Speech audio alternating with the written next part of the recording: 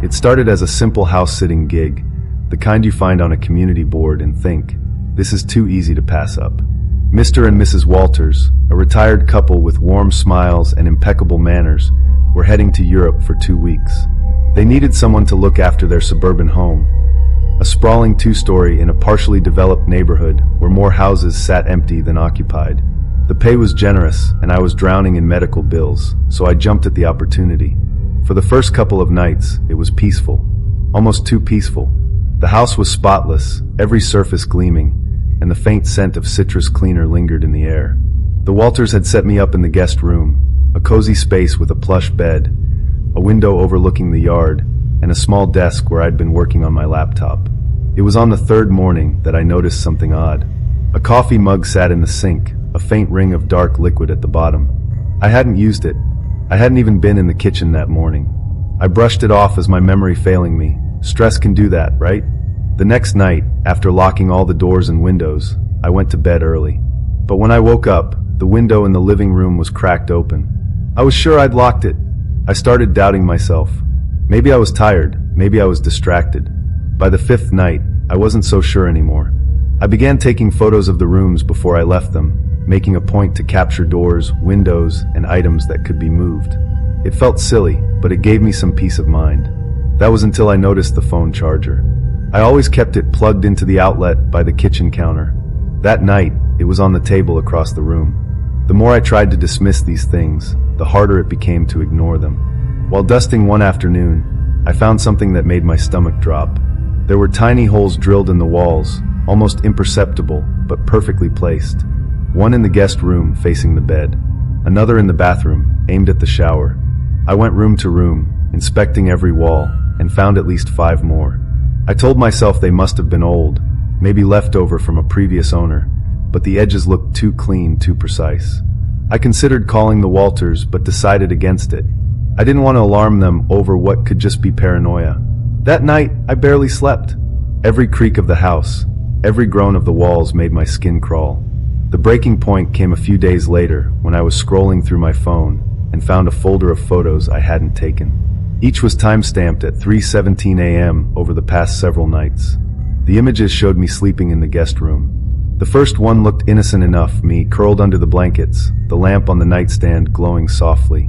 But then I noticed the closet door. In each photo, the door was open slightly wider. By the last image, it was fully open. I couldn't breathe. My hands shook as I deleted the photos, but they reappeared the next day. No matter how many times I wiped my phone, the images came back, always at 3:17 a.m., always showing me in the exact same position. I moved into the living room that night, dragging my blankets and pillows to the couch. I didn't want to be near that closet. I didn't sleep at all, my ears straining for every sound. The next morning, I decided to investigate. The basement had always given me an uneasy feeling, so I'd avoided it. But now, something compelled me to go down there. At the far end, behind a stack of old boxes, I found a door. It was hidden, the edges painted to blend in with the wall. My pulse quickened as I pushed it open. Inside was a small, cramped room with a mattress on the floor, wrappers from fast food scattered around, and a faint, stale smell of sweat. Someone had been living there. Recently. I stumbled back, my heart pounding in my ears. As I turned to leave, I saw something glint in the corner. A fresh apple core, still wet from where someone had bitten into it.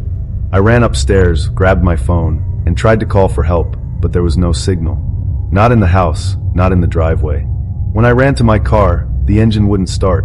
The battery was dead. I was trapped. It wasn't just the photos, the misplaced items, or the holes in the walls. Someone had been in the house, living there long before I arrived. They knew every inch of it, every crawl space, every hidden corner. They knew I had discovered them. That night, I locked myself in the guest room, shoving a chair under the doorknob.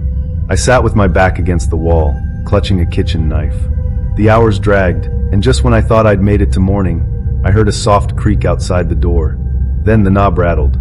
I held my breath as footsteps moved away down the hall. My phone vibrated, and I nearly dropped it. Another photo had appeared, time-stamped 3:17 a.m. It showed me, sitting against the wall, the knife in my hands, my eyes wide with terror. In the background of the photo, the closet door was open. I don't remember much after that. By some miracle, the Walters came home early the next day. I didn't tell them everything, just that the house didn't feel safe. They seemed confused, almost insulted, but I didn't care. I packed my things and left without looking back. Later, I tried to look up the history of the house. What I found still keeps me awake. Before the Walters bought it, the property had been part of a missing persons investigation. A young woman, hired to clean the house for the previous owner, had disappeared without a trace. I'll never know if the photos were some kind of warning, or if they were meant to terrorize me further. All I know is that someone or something was in that house, and they didn't want to be alone.